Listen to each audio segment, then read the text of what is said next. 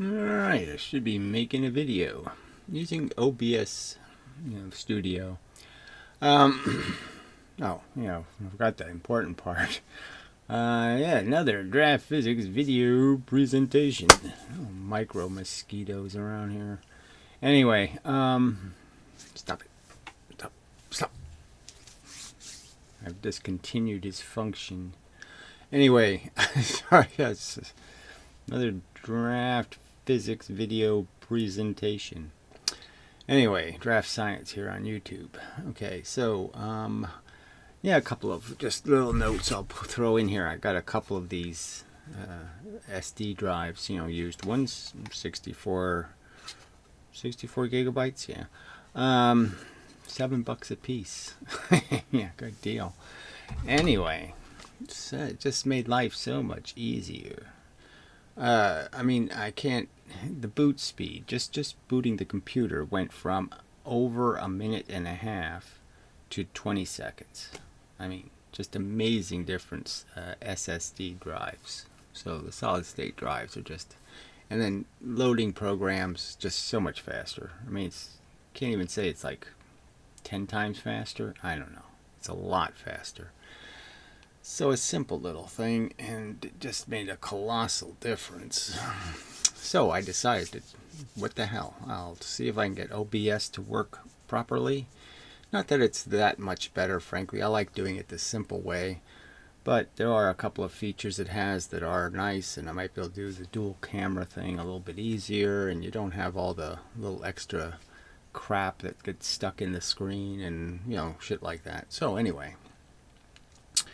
So in a way, the hard drive crashing has turned into a beneficial event because it did maybe force me to get the system to work a little better.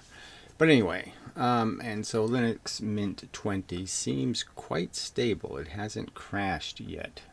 Now what it does do is the sync on the video will get fucked up and different things, but I haven't seen that happen in OBS yet. But we'll see how long it lasts. Without doing a reboot sometimes. But again, if I reboot's 20 seconds, who cares? Well, it's obviously a little longer than that.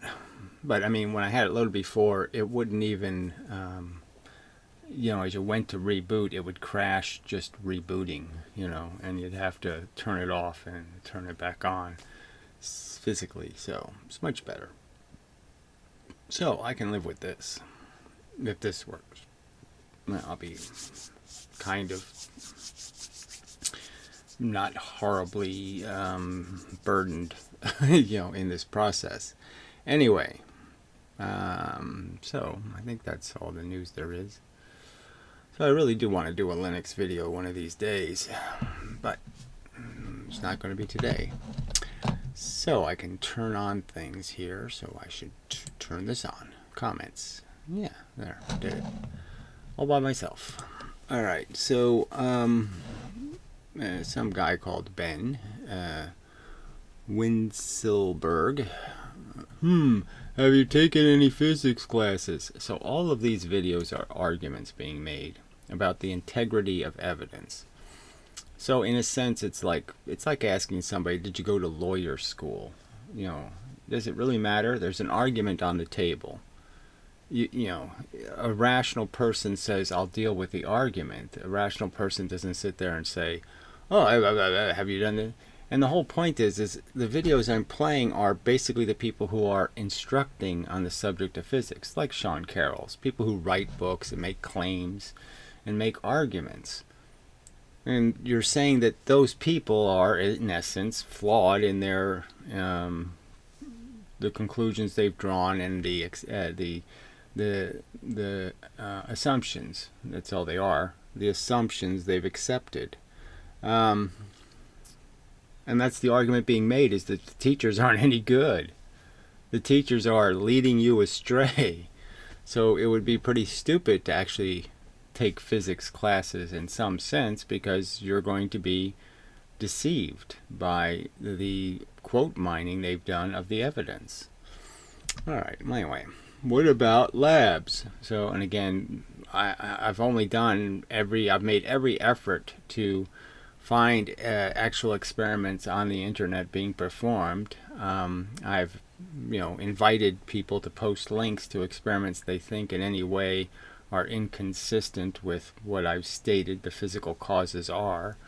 And I can't do much more than that than point out that all the experiments they cite, they can't honestly describe to save their life, okay? No matter what they're describing, whether it's LIGO or the two-slit experiment, they aggrandize and overstate and understate all over the place. They don't tell you the truth. So he says, we do lots of experiments, and he has some winky face.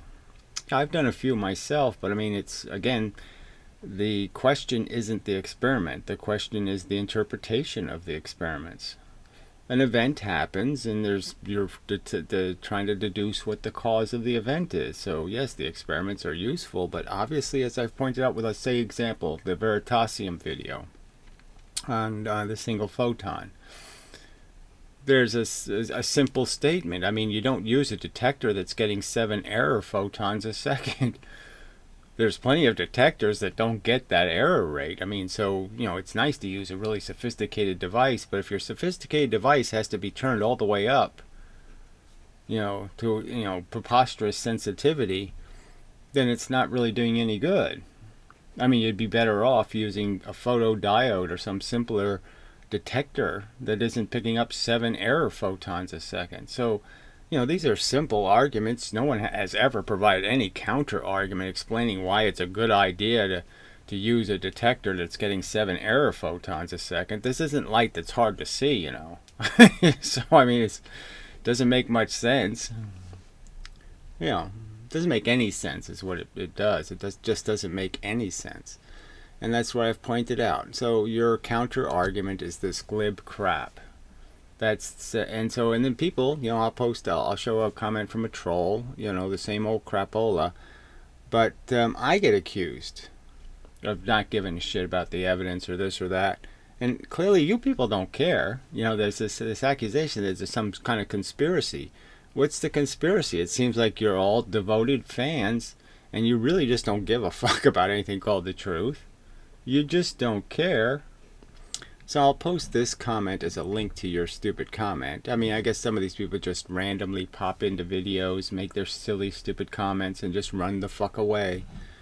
So then he asks, do you delete comments? Well, who on the internet doesn't? I mean, some of them have to be deleted. And clearly I do most of the deleting right in front of your faces. I mean, I read your stupid, moronic, idiotic crap, okay, and then I respond to it. I mean, fuck you. What again? And what does it have to do with the fucking subject? Can you make an argument or can't you? Ugh, pathetic. So I'm going to remove that. This is really not on the subject. Alright, Tween Twirl, you make it sound so simple, I'm still surprised they can't just accept it. I'm surprised that they don't have any integrity at all, because that's what it's demonstrating. I mean, I'm offering $1,500, not an insignificant amount of money, even to a Thunderfoot or to any one of these, video makers that got 100,000 subscribers, right? $1,500? Ken Wheeler doesn't want $1,500. You got to know better. You got to know that Ken Wheeler would almost do anything for $1,500. So what is it but fear? Screaming loud fear. Okay?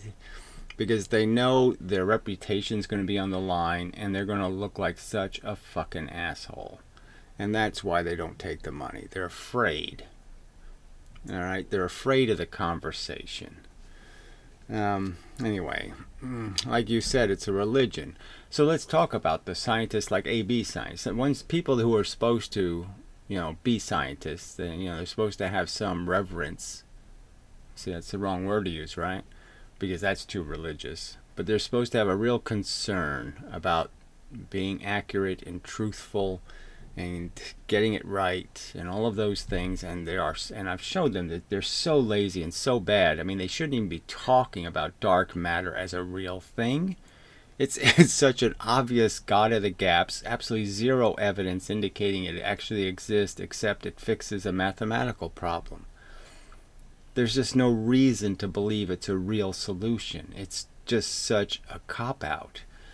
And, for them not to even be able to admit this, that, science really shouldn't be doing that. They shouldn't be inventing things that they can't prove at all and that are just magical solutions.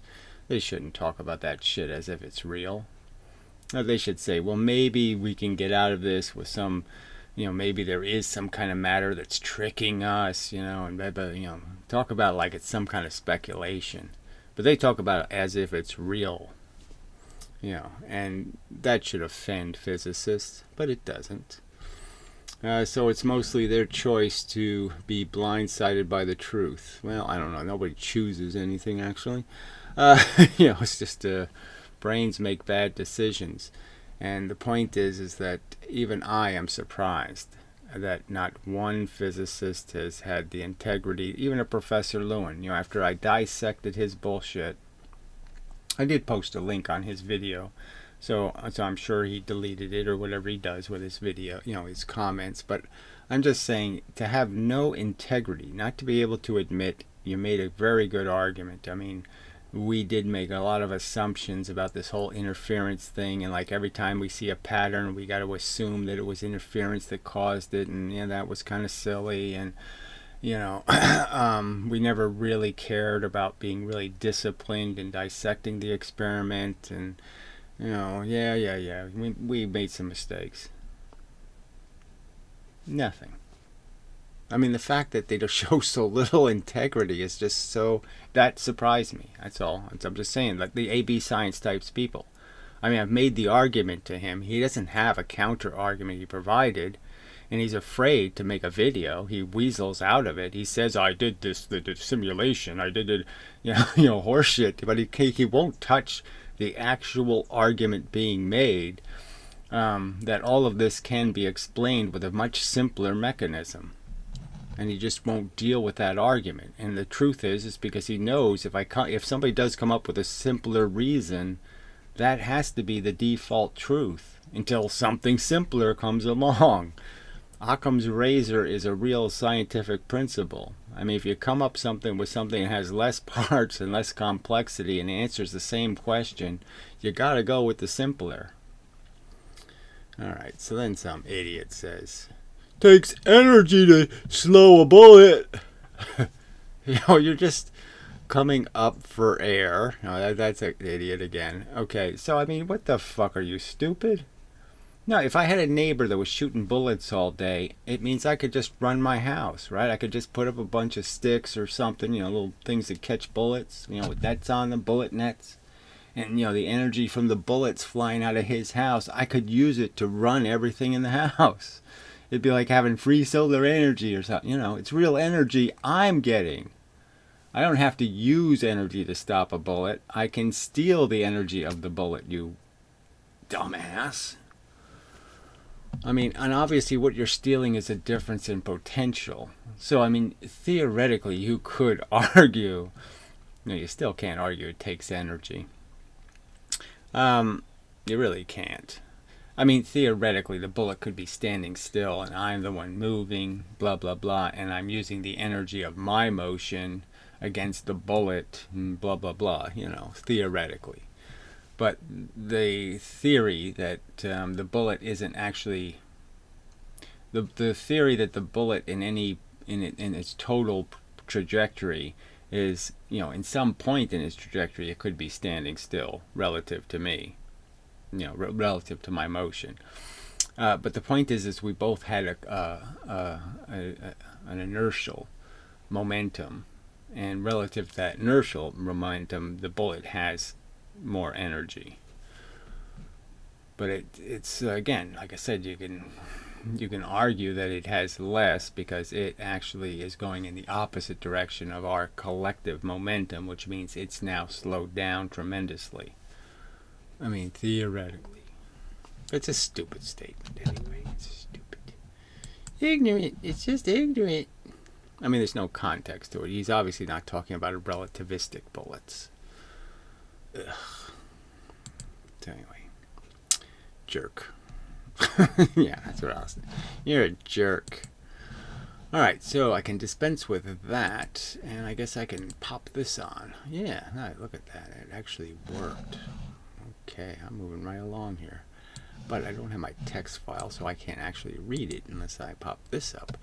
Okay, so just to recap. So this is the cowboy. The 7 years or whatever it is of harassment from this asshole.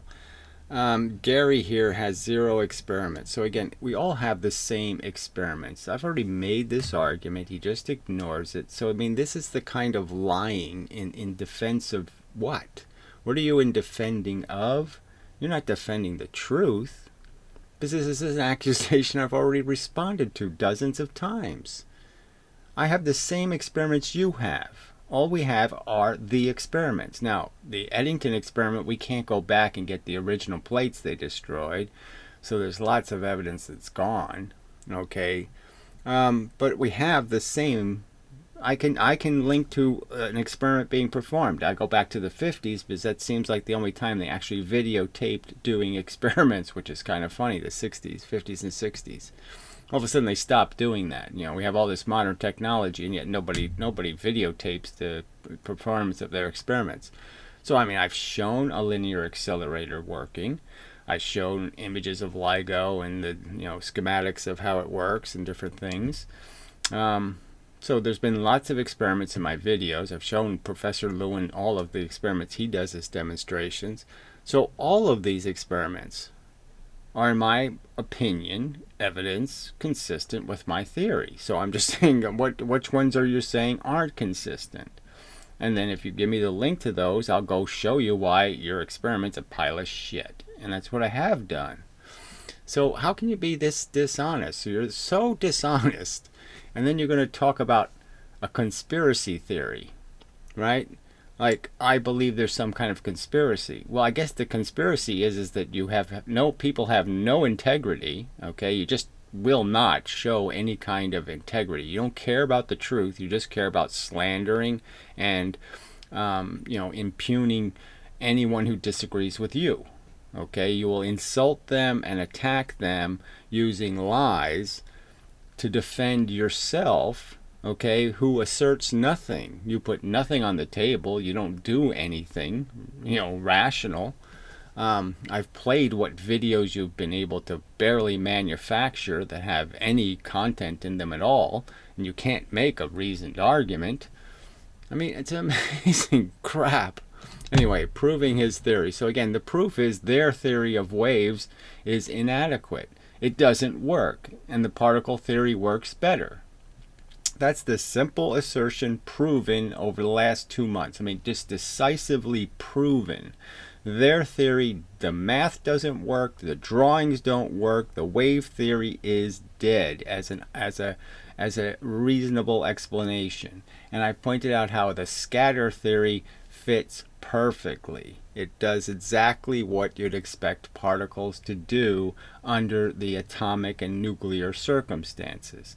So as long as you're not stupid and don't understand that electrons aren't seeing the same world you see, you can understand that yes, the particle model works, okay, and the wave model fails. That's what I've proven and established. And you have 0 counter arguments. So he says, proving his theory, 0. So he asserts it twice, and it's just an overt lie. Okay, there's absolutely no experimental evidence that I'm avoiding or that I'm running from or any of that crap. It's the same experiments you have. I'm asking you to prove. When you say light is bent by gravity, well, show me the experimental data.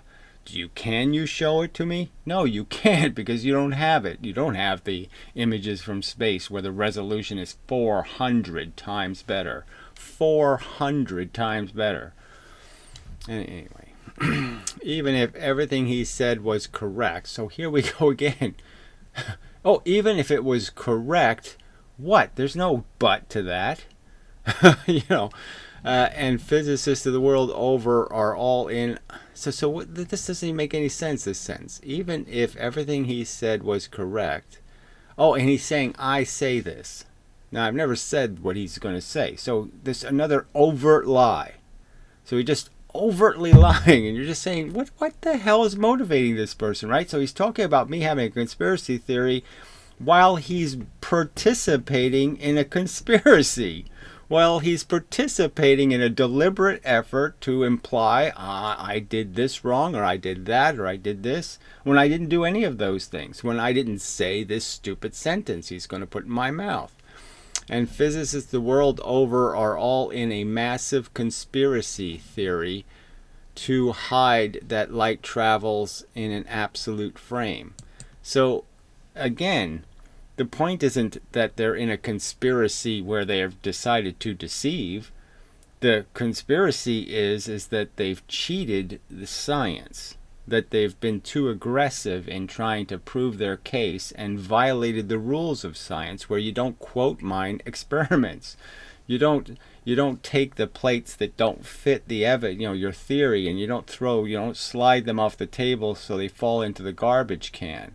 And that's what I'm claiming there's a conspiracy to do.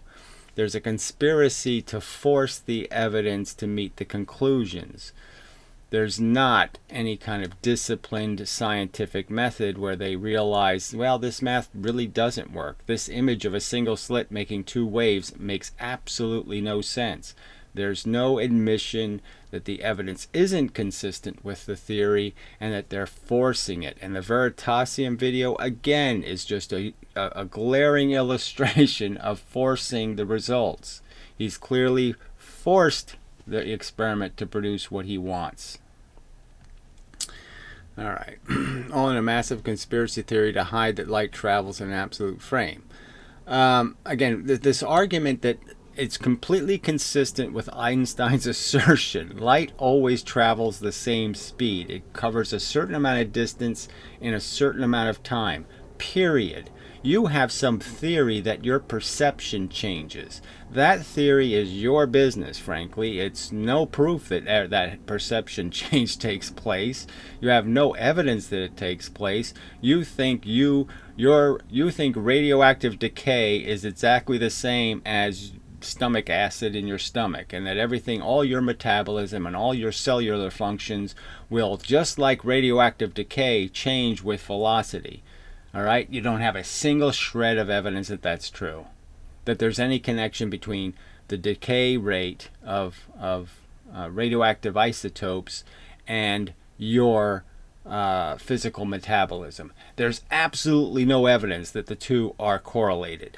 Okay, so that's just your wacky theory about your perception, that somehow your perception will change and that everything about you will change in terms of how you absorb photons and all this other stuff so you can see something differently. Even though the rest of the universe, again, will be speeding by you at a zillion miles an hour. So, I mean, it's just a silly proposition that I will see it as if it was the flashlight beam is flying out at the right rate, while the rest of the universe is disappearing like this. Too stupid. Anyway, massive conspiracy. Okay. Frame, the speed of light. An absolute frame. So, anyway, overall, in a massive conspiracy to hide that light travels in an absolute frame. So again, there's many physicists, okay, who would agree that light always travels the same speed and covers the same distance in the same amount of time.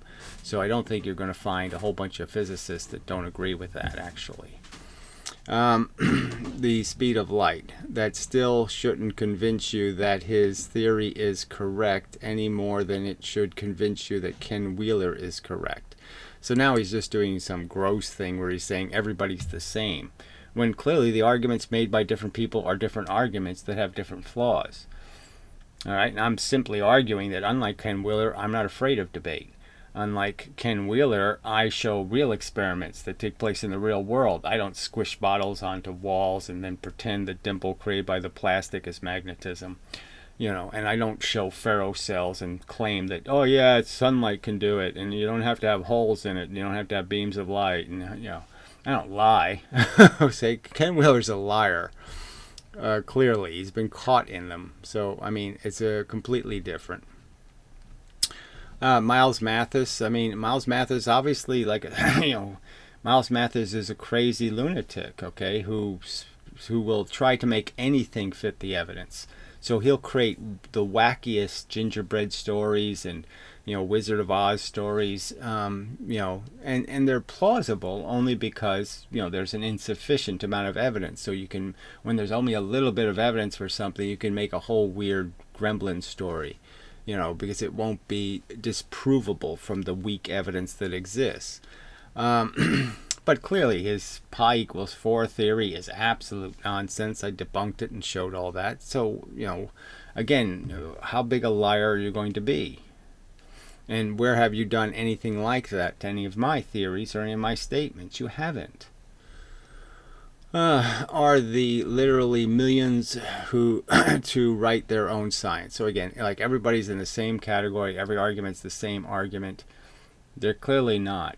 And there can be a million statements about a truth, and one person says it right, and 99 people say it wrong. Doesn't make the right person wrong. The fact that 99% of all religions have to be wrong doesn't mean the one that could be right, okay, that might be, is also wrong. It just means that you gotta apply some sort of rational scrutiny.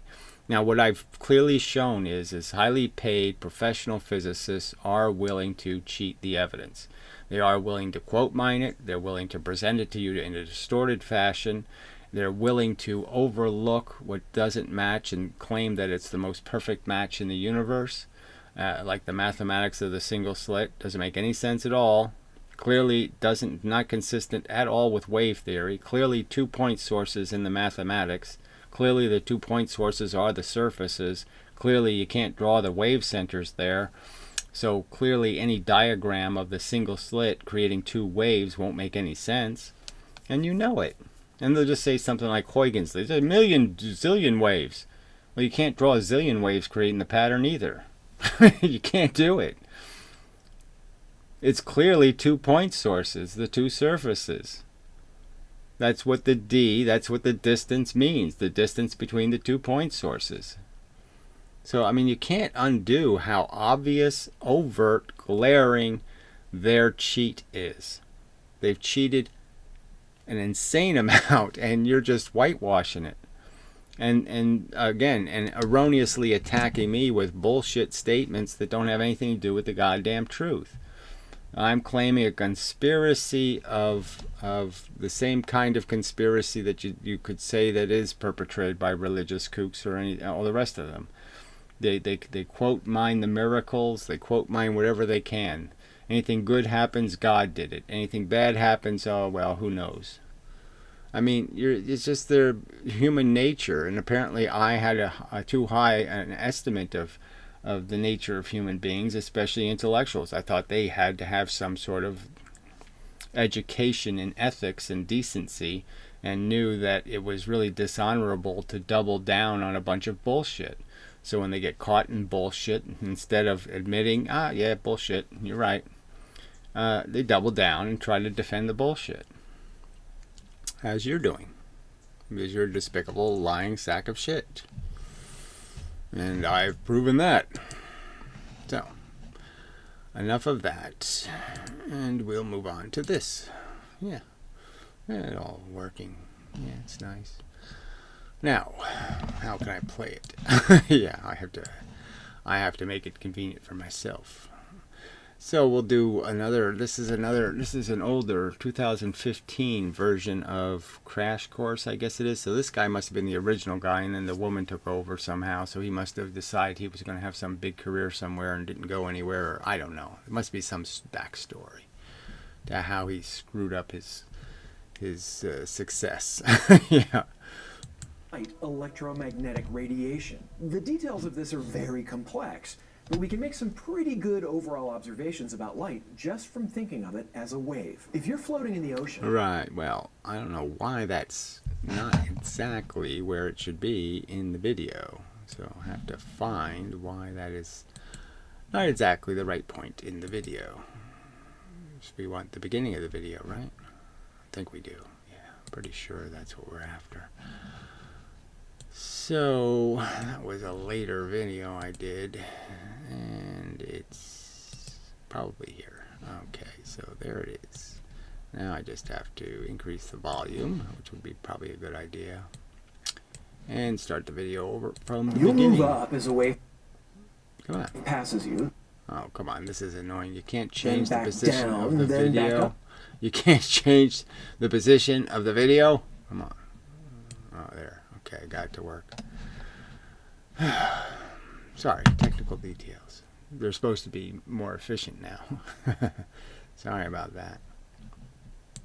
Hey, Phil Plait here, and this is Crash Course Astronomy. In last week's episode, I mentioned that nearly all the information we have about the universe comes in the form of light. But how does that light get made? What can it tell us about these astronomical objects? And honestly, what is light? Here's a hint.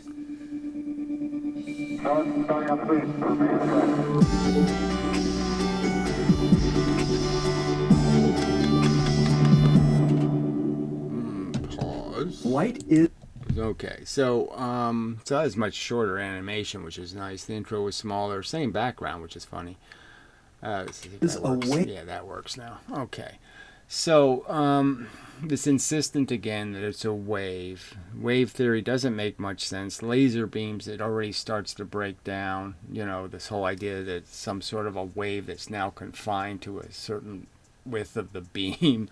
I mean, it just doesn't make much sense. It's obviously rays, not waves.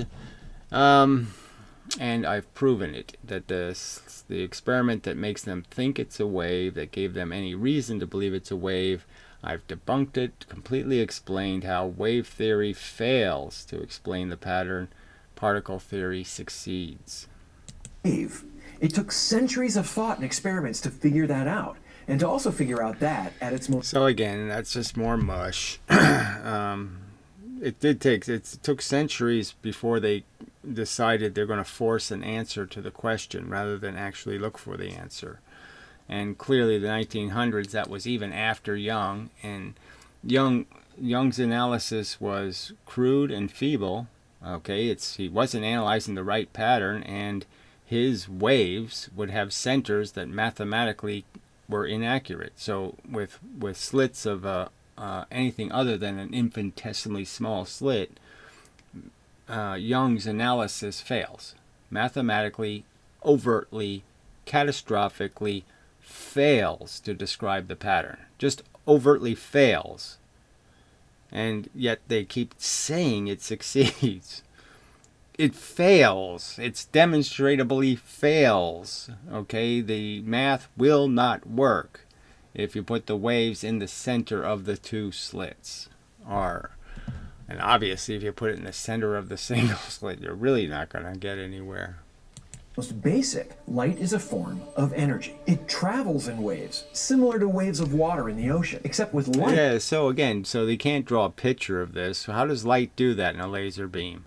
How does it know it? Oh, I'm only supposed to wave this much. I'm not supposed to wave all the way across.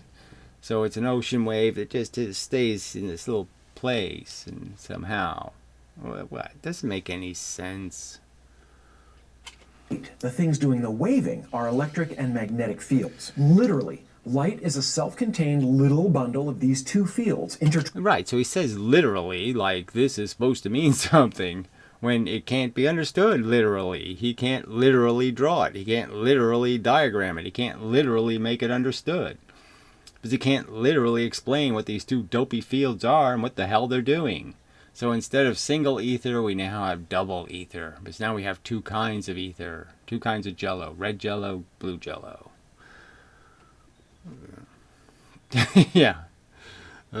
Except they got it wrong. It's not like positive jello and negative jello. It's not like electron jello and proton jello. If they did that, then they'd be getting somewhere. No, they made it electric and magnetic jello. They got it wrong. There is no electric jello. If there was jello, there's no electric jello. That's why we call light electromagnetic radiation. The details of this are very complex, but we can make some pretty good... No, really not. I mean, it is the pretty simple thing. It's just momentum at a frequency. Period. Period. It's really not that complicated. Overall observation. I mean, it does have polarization, though, right? So it's momentum at a frequency, and it has this aspect of polarization. Again, that they have no clue, and yet they just kind of make up a vague notion. Oh, the polarization has to do with whether the magnetic part is bulgy, or whether the electric part is bulgy, or one of them gets obliterated, and I don't, some kind of, well, it's kind of like this and this, but it's not that, or the, it's, never mind. I mean, they don't have any clue. About light just from thinking of it as a wave. If you're floating in the ocean, you'll move up as a wave passes you, then back down, then back up again. Right, and so how does that metaphor to light? The light doesn't blink on and off, so that doesn't really work. But phase is understandable, that you could have two things where one is up and one is down, and that would equal something, and then both are up and that equals something, or both are down and that equals something. So you can understand phase. But again, phase doesn't prove wave theory, because all events that have a frequency can have a phase. I mean, I was moving a wheelbarrow of cement the other day, and I put water in the wheelbarrow to clean it, and was going to dump the water, and anyway, so the wheelbarrow is vibrating on the walkway, and the waves, I noticed the waves are doing exactly what they're supposed to do, in the sense that they're creating resident standing waves in the wheelbarrow, and they're only being created because of constructive and destructive interference. And so some of the energy that's going into the wheelbarrow is constructively combining with the energy that's already in the barrel, and some destructively combines, and then so all you're left with is the stuff that was constructive. The stuff that's destructive you don't see, and so and that's just creating a pattern. So all you're really saying is that's all you're really doing, is you're saying you're only going to see the stuff that adds. You're not going to see the stuff that subtracts. It's just that simple. You have to add energy to see it. If you subtract energy, you're not going to see it. And when the next wave rolls by, the distance between these crests in the wave is called the wavelength. Since light is a wave, it has a wavelength as well. And this may be... So again, the wavelength would still have to be accounted for as a period of time. So we know that, again, they'll never talk about it, that photons are created over a period of time, and that they're absorbed over a period of time. It's a bunch of little events. Event. And they don't give you any understanding of that at all. So they never talk about the length of the ray of light, the wave of light, how many waves are in the wave, because it doesn't consistent with wave theory. It falls apart. Its single most important feature. That's because the energy of light is tied to its wavelength. All right, so again, this is such a simple argument that the energy isn't tied to the wavelength in any other way than what you're hitting. So again, if I'm just trying to put holes in something, then I can just shoot the bullets any old time. But if I want to knock something over with the bullets, then I know I have to shoot the bullets at a certain frequency, put energy in, and add energy while it's moving in the same direction. If I allow it to tip back and then I shoot my bullet, well, then I'm going to destroy the energy. I'm not going to add energy to the system. I'm going to take energy out of the system, and I'm not going to tip it over. So the tipping point argument just destroys this nonsense that this has something to do with anything else. And the simple argument is the electron is held in tension between other electrons and protons. It's held in tension. And the electron has to be tipped out of that tension. It has to be hit constructively, or it doesn't get moved out of the atom. And it works so well as an explanation. It completely fits the evidence. And again, the trolls will just insult me, say all kinds of nonsense, instead of actually deal with the argument that frequency is just is vital depending on what you're trying to accomplish with the frequency. And here in this case, we know we're trying to move an electron And we know the electrons are bound in atoms, and if you want to push them out of the atom, you're going to have to add the energy constructively. So frequency would be very important in trying to tip the atom out of the tip the electron out of the atom. So again, this is just, and this is like I said, third graders can understand what I'm talking about here. They can understand tipping point. I could explain it to them, they could understand it. And I'm getting these arguments from these assholes. The shorter wavelength has more energy, and light with a longer wavelength has less energy. Now that's basically true. Obviously, if I shoot bullets faster, there's more bullets in the space in the same amount of time. So there's going to be more energy. But it doesn't have anything to do with the bullets. It just has to do with the fact that I fired more of them in a shorter amount of time. Right? The bullets aren't carrying more energy. There's just more of them in a smaller space. Now, that's incidental to the argument of the energy of the ray. Because I could make a long ray of red bullets, bullets further apart, and I could just shoot bullets for a longer period of time, and I'd have more energy, more bullets then. If I only shot 3 times blue bullets, and I shot 7 times red bullets, well, the red bullets are going to create more of an effect. And our eyes have a really convenient way of detecting these different energies.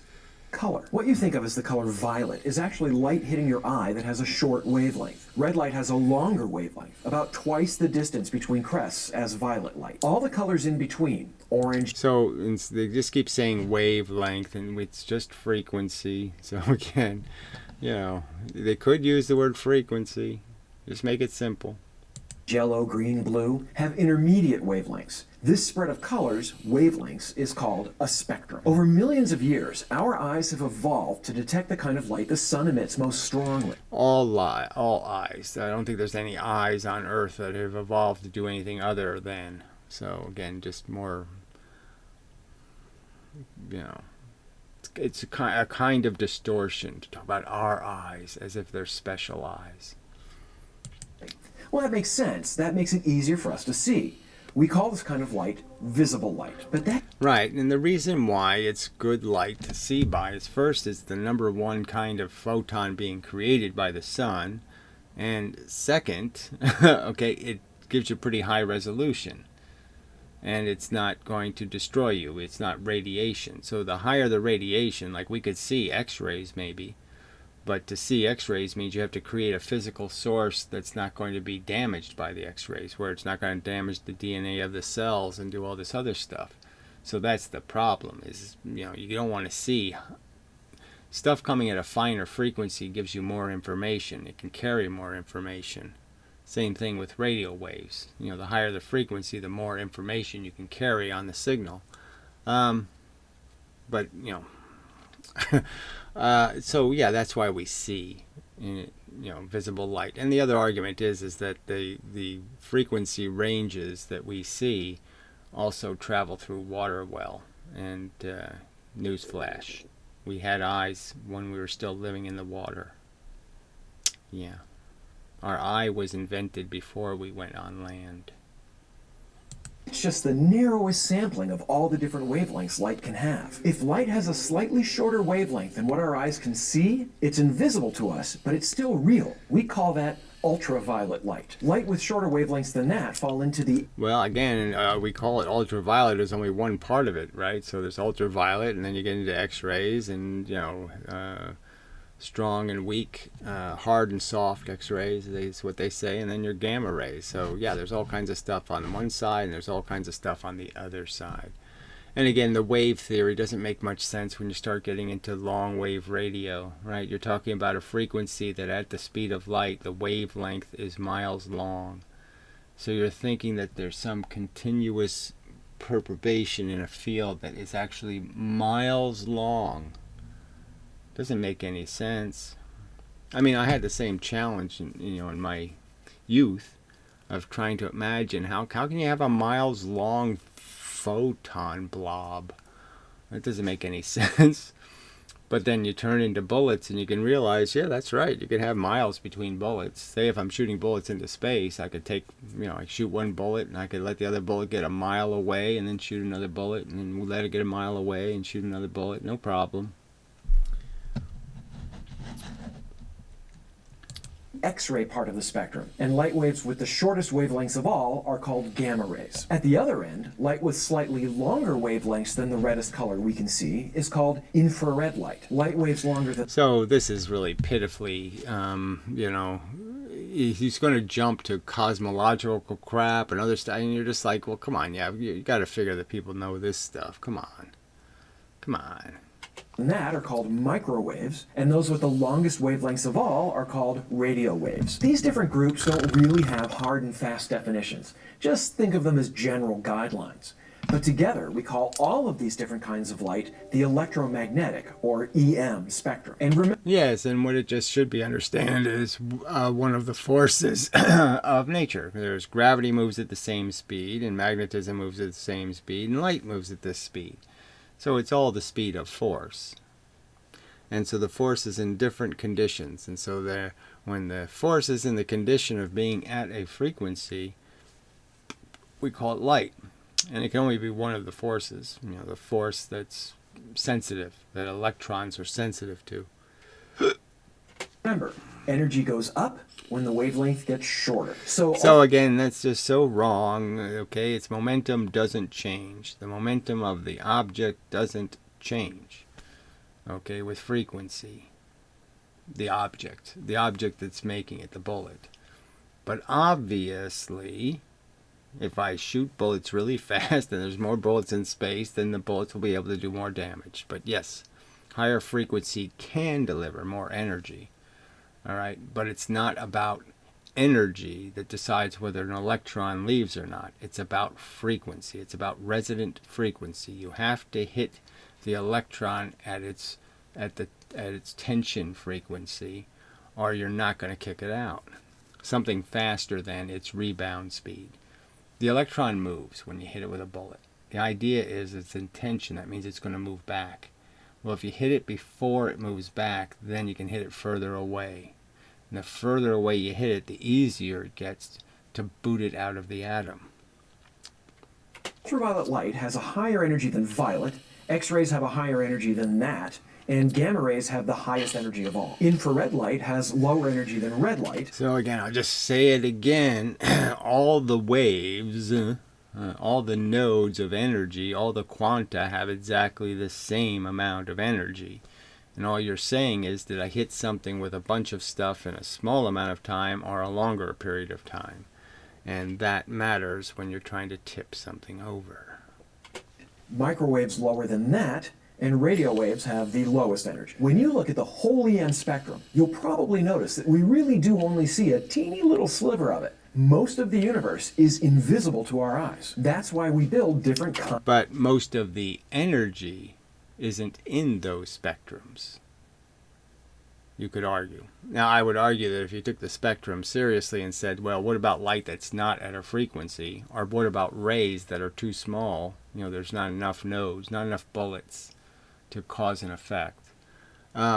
Yes, then that energy is more than the light is. The light's a tiny percentage of the universe's energy. The energy in space. Kinds of telescopes to detect the kind of light our eyes can't detect. They let us see a lot of stuff that otherwise we'd never notice. So you might be asking, how is light made? Well, one of the most basic properties of matter is that when you heat it up, it gains energy, and then it tries to get rid of that energy.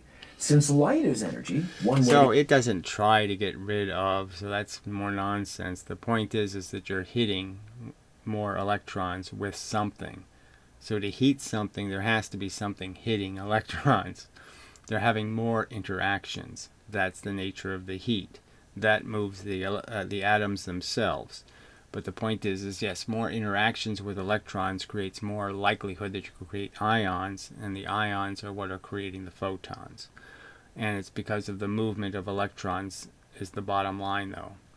but a single electron will not create a photon. So they have this silly notion that you create something with a polarization that's 1,000,000 times bigger than the electron. The electron's a little tiny thing, and somehow it's interacting with light or creating light that has a polarization that's 1,000,000 times bigger than it is. Makes no sense. To get rid of energy is to emit light. Another important property of matter is that the kind of light an object emits depends on its temperature. An object that's hotter will emit light with a higher energy, that is, a shorter wavelength. Cooler objects It'll emit in the sense of the vibration frequency of the electrons is higher. The hotter it is, the more the electrons are vibrating, the faster they're vibrating, going back and forth, moving in different directions. The faster they do that, you could just obviously understand that if I was an electron and I moved very fast, okay, that I would be going towards you at a quicker rate and going away from you at a quicker rate more often. And that would be a frequency, essentially. I could create a frequency in space towards you by just moving forward and moving away, reflecting more light, reflecting less light, reflecting more light, reflecting less light. And in doing that, I would be creating a frequency. Right? So if you just think there's little force in the universe, bits of force, and the electron moves, just like I'm moving, say, forward and back, you could understand that the little bits would bounce off the electron when it's moving towards you, and the little bits wouldn't bounce off the electron when it's moving away from you. So you can see that that would be the light frequency. Now, the catch is, like I said, photons have a gigantic polarization. So they can't be made by a single electron moving back and forth. It has to be more than one electron moving. And that the sequence is in tandem with each other, in phase. And that phase is what's creating the photon. Give off light with a longer wavelength. You may have seen this in action. Heat up an iron bar and it starts to glow red, then orange, then yellow as it gets hotter. The color, the wavelength of light emitted, changes as the bar heats up. Astronomers use a shorthand for this. We say that light with a shorter wavelength is bluer and light with a longer wavelength is redder. Don't take this literally. We don't really mean more blue or more red, just that the wavelengths are decreasing or increasing. So in this lingo, yeah, I know, but the wavelength is an average, usually too. So all you do is change one portion of what you're providing, one portion of the light, and you can pollute all of the light. You change the average. Ultraviolet light is bluer than blue, and X-rays are bluer than ultraviolet. So objects that are more energetic, that have a higher temperature, are bluer than cooler, redder objects. This rule of thumb works really well for dense objects like iron bars and stars, even humans. You emit light, but it's in the far infrared, well beyond what our eyes can see. There are less dense far infrared, well beyond what our eyes can see. So almost implying that it's too small to see, right? So well beyond, when it's actually the frequency is too low to stimulate, a reaction. Just like there's sounds that are too low a frequency for our ears to hear. Yeah, there's light too low in a frequency for us to see. Objects in space too, like gas clouds, and the way they emit light is different. To understand that, we have to zoom in on them, way, way in, and look at their individual atoms. And to understand that, so again, individual atoms, he just said it, and it really can't be an individual atom's job. An individual atom really can't do it. The polarization of a photon, okay, and it's always the case. We can't make a photon that doesn't have polarization.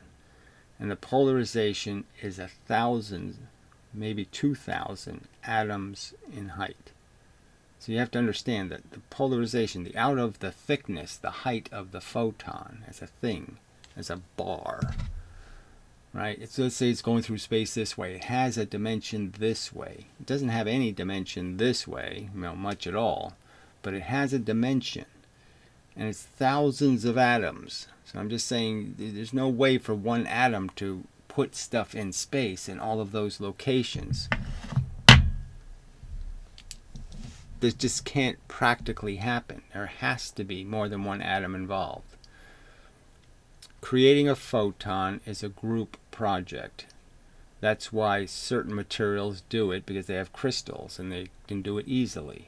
That's why we can make a photodiode and such. We need to take a brief diversion into atomic structure. Atoms are the building blocks of matter. In general, atoms are made up of three subatomic particles: protons, neutrons, and electrons. Protons have a positive electric charge. So the only thing rational about this drawing is they don't have the electrons moving. And that's the real truth. They're magnetically held. They're held by charge. They don't like each other. They like this centerpiece, and that's the mechanism that keeps them from hitting each other. And then you have to get into molecular science to understand that, well, these would be terribly unbalanced if they were single atoms, but they're not really found as single atoms. They're found stuck to each other, creating a more compound element. And it's the compound element that's stable. It's unstable when they are single atoms. Electrons a negative charge, and neutrons are neutral. Protons and neutrons are much more massive than electrons and occupy the centers of atoms in what's called the nucleus. Yeah, it doesn't really matter, and they say that it's more massive, but there's no way to measure its mass. So again, it's just kind of a silly thing to say they all have complete, well-defined methods for measuring the mass of these charged particles. A charged particle, by its very nature, is being driven by its charge. And to measure its mass requires you to measure essentially its gravity, and to do that when it's 10 to the minus 40th times smaller a force is pretty unrealistic. Nucleus. Electrons whiz around the nucleus, their negative charge attracted by the proton's positive charge. The type of atom depends on how many protons it has in the nucleus. Hydrogen has 1 proton, helium 2, lithium 3, and so on up the periodic table of elements. It's common to think of the electron as orbiting the nucleus, like a planet orbits the sun, but that's not really the case. The real situation... So it's kind of funny just because they say that's not really the case, and then they go to a sillier case, where it's a superposition of all these places and, all this kind of nonsense, when again, every rational bit of sense tells you that atoms wouldn't combine with atoms based on these stupid orbitals and all this nonsense. They stick to each other because the electron is in a position, and the two atoms are positioning themselves relative to that position of that electron, and that's what's holding them together. They're literally sharing the electron. The electron isn't changing its position. Is fiendishly complex and involves pretty hairy quantum mechanics. But in the end... Yeah, pretty stupid and obtuse and extraordinary and wooey, and I would argue silly. I mean, it's not just that this is, way out there, extraordinary theory, terribly complex when it should be terribly simple. It's not only that it's all those things, it's silly. Their explanation is silly. I just don't understand how people don't just get triggered on the silly part. The electron is only allowed to occupy very specific volumes of space around the nucleus, and those depend on the electron's energy. Think of these like stairs on a staircase, where the landing is... So again, the silliness of their silly orbitals doesn't really have anything to do with the fact that the energy levels exist. And you could understand, I mean, again, I shouldn't even have to explain this to somebody, but you could do it with magnets. You could understand that you could take a couple of pieces of glass and you put the magnets all the same way so they repel each other. And that you could organize the magnets in a pattern. 5 magnets around the center magnet, repelling. And they're all repelling, so they all stay in their positions. They can't flip, so, they would be in a stable condition. And you would know that if you're going to put 5 more outside of those 5, that they would have to be geometrically coherent to the first 5 you put in. And so they couldn't be halfway in between. They couldn't be certain distances, because those distances would be outside the balance between the pressure pushing them apart and the pressure, well, you have to have a pressure attracting them. So yeah, I don't want to make it more complicated than it needs to be. It's easier to do it just as a repulsive argument. But you can understand that just like magnetic filings, they'll be repulsive to each other, and so you can't be in between the two places. Only certain distances will be allowed, just like there's only certain distance from the magnetic from a magnet that the iron filing lines up. The same rules apply. So these are just places where you can line up. The nucleus. When you walk up the stairs, you have to use energy to go up. And when you do, you have to go up a whole step at a time. If you don't have the energy to get to the next step, you can't move. You can be on the first step. Well, the energy, the higher energy is, I would say, clearly in the tight orbits, not in the farther away orbits, so they have that part backwards. And so, but it really doesn't have anything to do with, it just has to do with, again, we're moving electrons. So again, it's just the movement that's creating the photon. Going from one position to another position means that, especially when it does it quickly, and that's how they jump from one magnetic field to another magnetic field to another magnetic field. Those field lines, if the iron filings could jump, they would jump very quickly. And so the argument is when you move an electron very quickly, okay, that's when you do this thing where if I move really fast into the camera, if I could move at half the speed of light into the camera, I would get twice as bright, right? And if I could move half the speed of light away from the camera, I would get half. I'd become transparent. Yeah.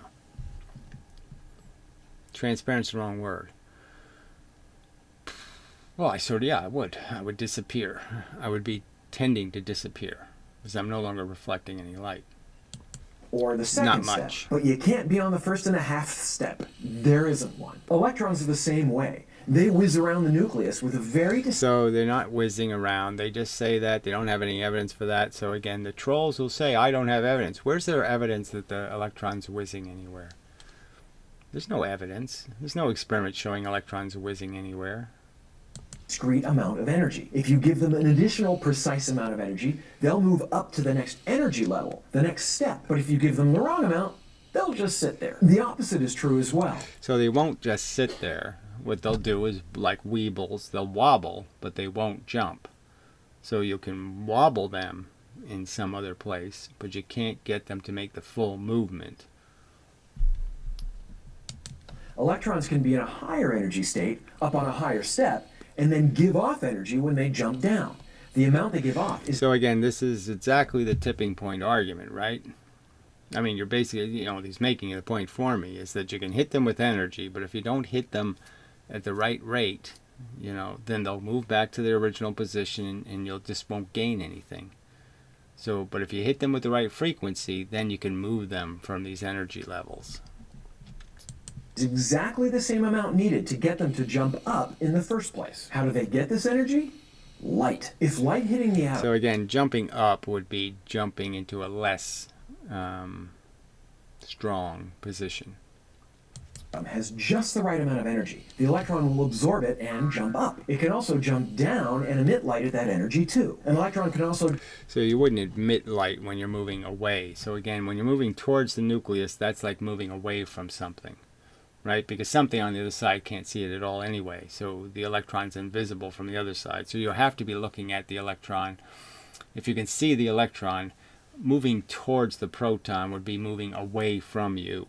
Okay, so if you're seeing the electron, the only direction you can be seeing it is when it's in front of the proton. Obviously, it's moving towards the proton. So when it's moving in, that's when it's creating no reflection. And it's creating the reflection when it's moving out. But whatever. jump 2 steps or 3 or whatever, but it needs exactly the right energy to do it. But as I said earlier, energy and wavelength are the same thing. So they really aren't, and that's just too silly. They have no reason to do that. We already had a nice standard definition of momentum. It just has to do with velocity and mass, and you're done. So why change that and play some game that energy is something else? Obviously, proximity has a lot to do with how many interactions there are, and so how your energy will be, how it will affect the universe can change based on proximity. Like the ping pong ball example, I can have a system that has the same amount of energy, and I can just move 2 paddles closer together, and I'll make the ball bounce more often and more energy if the ball had a perpetual motion, same speed. Then I'm getting more energy, more pressure for the paddles to move away from each other. But again, I had to apply energy to move the paddles towards each other. And that's equivalent to color. So when an electron jumps up or down, it absorbs or emits a very specific color of light. All right, so again, the electron can't do light. So it can't. This is easily understood just because you know that antennas are important to radio waves. So we know that the speed at which electricity travels has something to do with how it's creating the polarization, the antenna polarization. And the same polarization affects atoms. Atoms have to be in sequence with each other to create a photon. So it has to be an event where more than one atom is involved. And technically, you could sort of argue there has to be something called electricity as part of the event. Part of the event has to be something that would look like electricity. That is a movement that's happening between atoms, a change that happens from atom to atom to atom. That's the antenna. You can't make a photon without an antenna. There's no evidence of a photon that goes through both polarized film, right? You can't make photons that go through both pieces of, if I put the film this way and I put the film this way, there's no photon we can engineer that gets through both, because we can't kill its polarization. So the only photons we know of had to be made by an antenna that was at least, some distance high, some distance long, the wavelength actually of the light. It had to be a few thousand, a couple of thousand, 1,000, 500 atoms. It had to be some number of atoms long that created the photon. Not only that, but the steps are different for different atoms. To stick with our analogy, it's like different atoms are different staircases with different heights between the steps. So, when an electron jumps down a step in a hydrogen atom, it emits a different energy, a different color of light. So again, it's just the speed, really. So the slower it moves from level to level would look like a change in distance, but it would be really just a change in the speed. So we're changing how fast the electron can move from one level to another. It would be the same thing as moving the levels, making the levels further apart. So they're just assuming, okay, it has to do with distance when it couldn't just be speed. And an electron jumping down in a helium or a calcium atom. And this is the key to the universe. Because different atoms emit different colors of light. If we can measure that light, in principle, we can determine what an object is made of, even if we can't touch. So we're really just saying how far away is the different atoms have electrons at different distances from the center, and they can jump, okay, a different amount depending on those distances, and that's all you're really saying. So the more electrons you create, and the more protons and neutrons you have, you're going to change the place the iron filings would line up on the magnet. So the bigger I make the magnet, or the longer I make the magnet, or the way I change the configuration of the magnet will change how the iron filings, how far apart the iron filings are. And so I can do the same thing in terms of changing how an atom looks by changing the nucleus, the amount of pressure attracting the electrons, and then the amount of electron pressure created by the number of electrons repelling each other. And by changing those things, I change the distance between the electrons, and therefore I change the distance they have to move to change position. Even if it's a bazillion light years away. And we can. Can you tell the difference between these two squares? They're a very slightly different shade of red. Your eye probably can't tell the difference, but a spectrometer can. This is a device that can precisely measure the wavelength of light and can, for example, distinguish light emitted by a hydrogen atom from light emitted by helium. When you hook one of these spectrometers up to a telescope, you can figure out what astronomical objects are made of. In the case of thin gas clouds in space, the atoms are basically floating free, rarely bumping into one another. The atoms emit those individual colors of light, allowing us to identify them. Unlike dense stars. Well, obviously they have to be some sorts of heat to create the light. So, blah, blah, blah, blah, blah, blah. Something has to heat it, or you have to reflect light off of it. And reflections aren't going to be the same rules. So, this only works if the gas has a temperature. The color of the thinner gas depends more on what's in it than its temperature. And this is how we learned what the universe is made of. Stars and gas clouds in space are mostly hydrogen, with some helium and heavier elements thrown in. Jupiter has methane in its atmosphere, Venus carbon dioxide. Everything in the universe has its own mix of ingredients, like cakes at a bakery. With spectroscopy, we can taste them. But wait, there's more. You're probably... All right, so this really doesn't have anything to do with how light works. It just kind of has something to do with what we can detect about light. So those are two different things, really. And again, he won't talk about ray length or polarization or any of the aspects of light that indicate their theory of its creation is incomplete. Familiar with the Doppler effect, the change in pitch when, say, a motorcycle goes by. In sound, the wavelength defines the pitch. Higher tones have shorter wavelengths, and lower tones... Yeah, we know all this part. So he says you already know it, and then he does it. He does the little, longer wavelengths. When the motorcycle is headed toward you, the sound waves get compressed, causing the pitch to rise. After it passes you, the pitch drops because the wavelengths get stretched out. The same thing... So it doesn't get stretched out, and it doesn't get compressed at any other place than the source. Okay, so it's not compressed as it's trying to move and all that kind of crap. It's compressed right at the start, right at the beginning, because you're moving into the medium and compressing the medium. So yes, you have to get through more atoms in a smaller amount of space. So the wavelength gets smaller because you're pushing the atoms into each other. But there's no correlation to anything in light. It's not the same thing. Happens with light. If an object is headed toward you, the wavelength of light from the source gets compressed. And it doesn't get compressed. You're moving towards the other guys. You're eating up space between the time you emit. So again, if they understood the obvious, the photon has a frequency. That means it's something produced over time. A piece is produced, and then another piece is produced, and then another piece is produced. Like even in wave theory, you understand that one wave follows the next wave, follows the next wave, follows the next wave. We know a photon has to be more than one wave.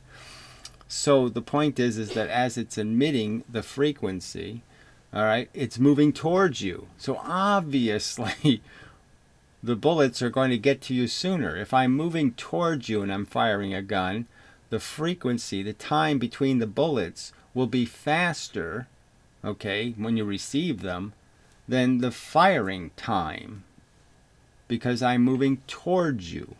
I'm already giving some velocity to the bullets in terms of each bullet has a little extra velocity. Now, photons don't gain extra velocity, but the point is the distance you've moved closer to the object. The bullet has to travel less distance. Obviously, if it's traveling less distance, it must be closer to the bullet previously, and the next bullet will be closer. And if I'm moving away, I'm creating more distance, which means now when I fire the gun, the next time I fire the gun, I'm going to fire it from a position further away. So obviously the bullet that left is already gone a certain distance away that it would have if I was standing still, plus the distance I moved away. So I'm adding distance to between how far the bullets are going to be in space. Particle theory perfectly consistent with the observed results. Shorter. We say the light is blue shifted. If it heads away, the wavelength gets longer and it's red shifted. Apply that to a spectrum, and by measuring that shift, we can tell if an object is moving toward or away from us. Yes, but the catch is that what they observe is that all the stuff that's really far away is all red shifted, like it's moving away from us, when the simple argument is that other things also redshift light. Compton scattering, for example. So every time a photon hits an atom, it is scattered, and when it's scattered, its frequency is messed up a little tiny bit.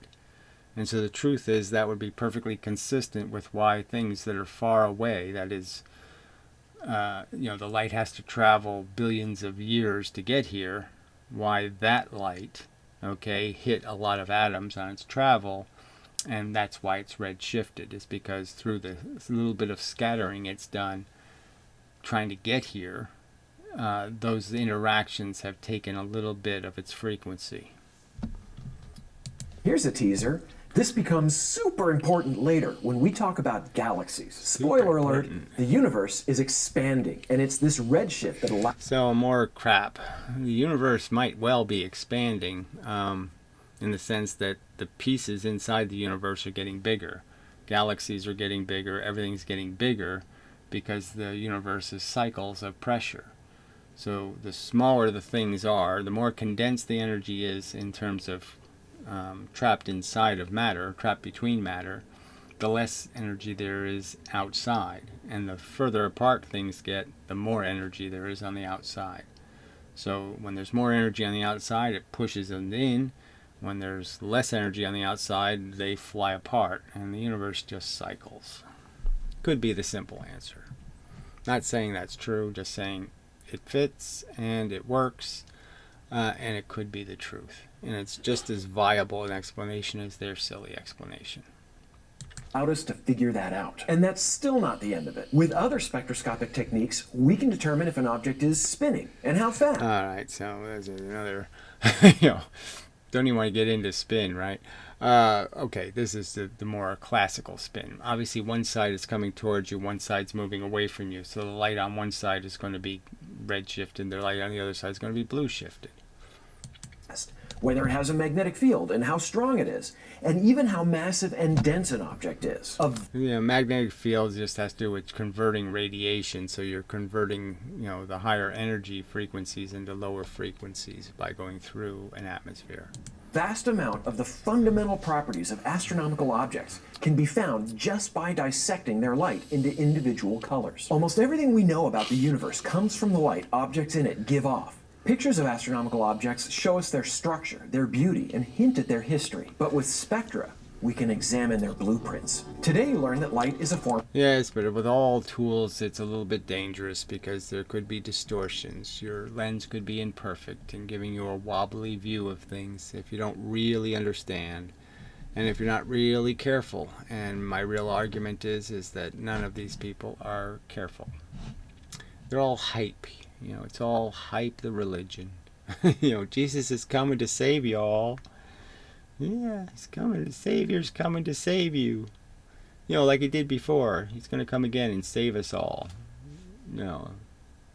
Oh, wait a minute. He didn't save us the last time, did he? No, he didn't save anybody, really. No. Anyway, until the next time and such. Roe's a dead guy, I guess. That's the story anyway. Don't know if I believe that one. Alright, so I think we're done. So I can just stop the recording by hitting, I don't even gotta do this hotkey thing. Anyway, so I could just move this around for fun, I suppose. Just for fun, as I can.